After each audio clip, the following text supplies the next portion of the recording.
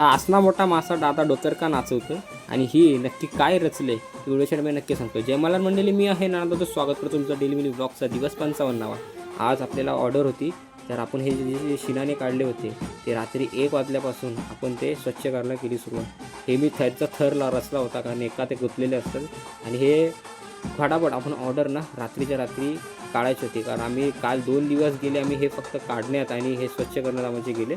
आम्हाला झोपत नव्हती. फटाफट आम्ही हे घेऊन गाडीवर लागून आम्ही निघाले ते म्हणजे ऑर्डरसाठी. एक आमचे गिराईक आला होता, त्याला काही प्रमाणामध्ये ते हवं होतं आणि गाडीवर जाताना ती अशी झोप लागली होती कारण सकाळी 3:30ला आपण गाडीवर निघाले आणि फटाफट पोहोचले ते म्हणजे आपले बंदरामध्ये हा ससून डॉक मुंबईतला सर्वात मोठा मासळी बाजार आहे. इथेच बाहेर एक डीलर येणं होता.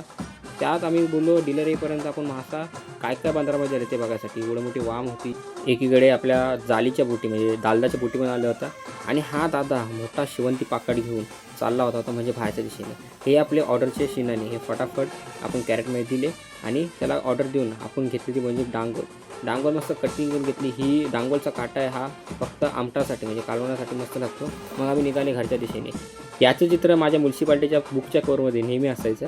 हे काय ते तुम्ही कमेंट नक्की करा. मग आम्ही घरच्या दिशेने निघाले खरे पण गाडीवरच मला लय झोप होती कारण 2 दिवस फुल जागरण. डोले बघा माझे कसे झाले होते. इकडे बंदरात आलो तर अर्जुन हा कुट्याचा माल जो घेतलेला ना तो सॉर्टिंग करत होता आणि त्यात आलेला हा जिवंत लेकरू. आम्ही लेकरू बोलतो, तुम्ही कोण हेकरू म्हणता, कोण गोबरा म्हणता. तर मंडळी व्हिडिओ अशी तुम्हाला आवडत असेल तर कमेंट नक्की करा. तुम्ही आपल्याला व्हिडिओ आवडत असेल म्हणून लाईक नक्की करता पण तुम्ही त्यांना सबस्क्राईब आणि फेसबुक इंस्टाग्रामला फॉलो करायला विसरता तर फॉलो नक्की करा. चला बाय बाय.